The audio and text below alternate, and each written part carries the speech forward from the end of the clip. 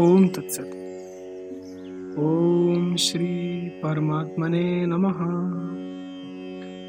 ओम श्री गुरुवे नमः। मनोनाश के उपाय भूत वासना त्याग का उपदेश, अविद्या वासना के दोष तथा इसके विनाश के उपाय की जिज्ञासा।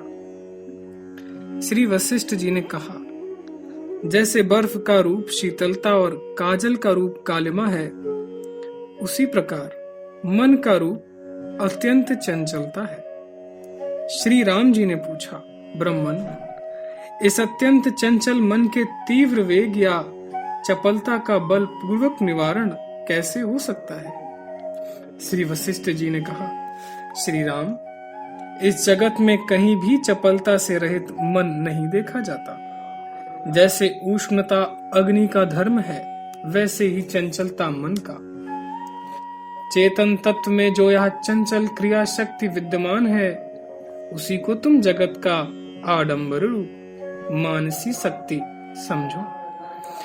जैसे स्पंदन या अस्पंदन के बिना वायु के अस्तित्व का पता ही नहीं चलता, वैसे ही चंचल स्पंदन चेष्टा के बिना चित्त का अस्तित्व ही नहीं। जो मन चंचलता से रहित है, वही मरा हुआ कहलाता है, वही तप है और वही शास्त्र का सिद्धांत भूत मोक्ष कहलाता है। मन के विनाश मात्र से संपूर्ण दुखों की शांति हो जाती है और मन के संकल्प मात्र से परम दुख की प्राप्ति होती है। श्री राम, मन की जो यह चपलता है, वह अविद्या से उत्पन्न होने के कारण अविद्या कही जाती है। उस अविद्या का ही दूसरा नाम वासना पद है। उसका विचार के द्वारा नाश कर देना चाहिए। विषय चिंतन का त्याग कर देने से अविद्या और वासनामयी उस चित्त सत्ता का अंतःकरण में लय हो जाता है और ऐसा होने से परम श्रेय मोक्ष सुख की प्राप्ति होती है। पौरुष प्रयत्न के द्वारा मन को जिस वस्तु में भी लगाया जाता है, उसी को प्राप्त होकर वह अभ्यासवश तद्रूप हो जाता है। जो संसार सागर के वेग में पड़कर तृष्णा रूपी ग्राह को दाड़ों में फंस गए हैं और भ्रम रूपी आवर्तों द्वारा दूर बहाए जा रहे हैं, उनके वहां से पार जाने के लिए अपना जीता हुआ मन ही नौका रूप है। जिसने परम बंधनकारी मन रूपी पाश के अपने जीते हुए मन के द्वारा ही काटकर आत्मा का उद्धार नहीं कर लिया, उसे दूसरा कोई बंधन से नहीं छुड़ा सकता। विद्वान पुरुष को चाहिए कि हृदय को वासित करने वाली जो वासना जिसका दूसरा नाम मन है, उदित होती है, उसका परित्याग करे। उसे मिथ्या समझकर छोड़ दे। इससे वासनात्मक मन के साथ ही अविद्या का क्षय हो जाता है। भावना की भावना न करना ही वासना का क्षय है। इसी को मन का नाश एवं अविद्या का नाश भी कहते हैं। रघुनंदन, भ्रम से दो चंद्रमाओं की प्रतीति के समान यह वासना नित्य असत्य होती हुई सी सत्य के समान उठ खड़ी हुई है। इसलिए इसका त्याग कर देना ही उचित है। यहाँ पर तत्व अद्वितीय परब्रह्म के सिवा न कोई सद वस्तु है, न असद वस्तु। जैसे तरंग मालाओं से परिपूर्ण विशाल महासागर में जल राशि के सिवा दूसरी कोई वस्तु नहीं, उसी तरह संसार में ब्रह्म के सिवा दूसरा कोई भाव या अभाव रूप पदार्थ नहीं है। यदि कर्म का फल सत्य हो तो कर्म उपादेय ग्राह्य होना चाहिए, और यदि उसका फल मिथ्या हो तो वह कर्म सर्वथा त्याज्य ही होना चाहिए। क्योंकि जब सब लोग एकमात्र उपादेय वस्तु में ही आसक्त होते हैं, चूंकि कर्म का फल मिथ्या है, अतः उसमें आसक्त न होना ही उचित है। इंद्रजाल के समान यहाँ सब कुछ मायामय और अवास्तविक है, फिर उसमें क्या आस्था हो सकती है? कैसे हे और उपादेय दृष्टियां हो सकती हैं?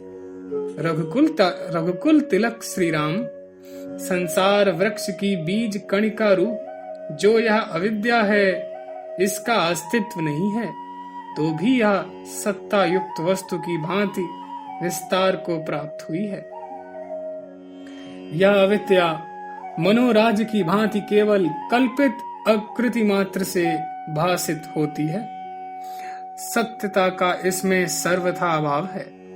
यद्यपि यह सैकड़ों हजारों शाखाओं से युक्त जान पड़ती है, तथापि वास्तव में कुछ भी नहीं। यह जंगल में प्रतीत होने वाली मृग तृष्णा की भांति मिथ्या ही है।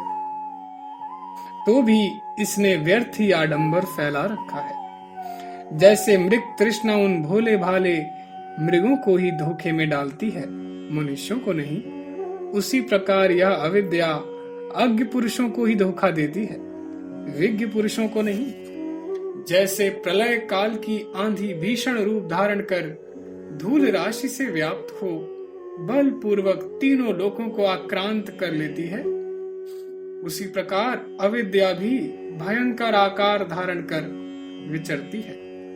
रजोगुण के आधिक्य से वह धूसर जान पड़ती है और हठात लोकांतरों को पद दलित कर देती है। जैसे आकाश में अकारण ही नीलिमा दिखाई देती है, उसी प्रकार यह अविद्या भी किसी कारण के बिना ही प्रतीति का विषय होती है। दो चंद्रमाओं के भ्रम की भांति इसकी उत्पत्ति हुई है। यह स्वप्न के समान भ्रम उत्पन्न करती है, और जैसे नौका द्वारा यात्रा करने वाले लोगों को तटवर्ती ठूंठे काट में भी गतिशीलता की प्रतीति होती है, वैसे ही यहाँ इस अविद्या का उत्थान हुआ है। यह अविद्या जब चित्त को दूषित कर देती है, तब इससे व्याकुल हुए लोगों को दीर्घ काल तक संसार रूपी स्वप्न का भ्रम बना रहता है। विषय रूपी रथ पर आरूढ़ हुई यह उद्भूत वासना रूपिणी प्रबल अविद्या मन को उसी तरह शीघ्र आक्रांत कर लेती है, जैसे जाल पक्षी को फांस लेता है। जैसे विवेक बुद्धि से विषय बुद्धि का निरोध किया जाता है, उसी तरह प्रयत्न पूर्वक इस वासना रूपिणी अविद्या का भी शीघ्र निरोध करना चाहिए। जैसे स्तोत्रों को रोक देने से नदी सूख जाती है, उसी प्रकार अविद्या के निरोध से यह मनोमयी नदी भी सूखकर नष्ट हो जाती है। श्री राम जी बोले, ब्रह्मन, यह अविद्या अविद्यमान असत है, अत्यंत तुच्छ है और मिथ्या भावना रूप है, तो भी इसने कोमलांगी युवती की भांति सारे जगत को अंधा बना रखा है। यह बड़े आश्चर्य की बात है। इसका ना कोई रूप है ना आकार। यह सुंदर चेतन से भी रहित है और असत होकर भी नष्ट नहीं हो रही। इसने सारे जगत को अंधा बना रखा है। यह कैसा आश्चर्य है। यह सदा अनंत दुखों से व्याप्त मृतक के तुल्य और संज्ञाहीन है, तो भी इसने जगत को अंधा बना रखा है। यह विचित्र बात है। काम और क्रोध ही इसके सुदृढ़ अंग है। तमोगुण की अधिकता से यह वक्र जान पड़ती है और ज्ञान का उदय होने पर यह शीघ्र ही शरीर रहित नष्ट हो जाती है, तो भी इसने जगत को अंधा बना रखा है। यह कैसी अद्भुत बात है। अपने आत्म स्वरूप परमात्मा के विषय में जो अंधे मूढ़ हैं, वे ही इस अविद्या के आश्रय हैं। यह जड़ है, जड़ता से जीर्ण शीर्ण है और दुख से अत्यंत प्रलाप करने वाली है, तो भी इसने जगत को अंधा बना रखा है। यह कितने आश्चर्य की बात है। प्रभु, अनंत दुष्टेष्टा रूप विलास करने वाली, जन्म मरण आदि सुख दुख का भागी बनाने वाली तथा मन रूपी गुहा ग्रह में बद्ध वासना वाली यह अविद्या जिसकी कहीं समता नहीं है, किस उपाय से नष्ट होती है। ओम तत्सत। ओम तत्सत।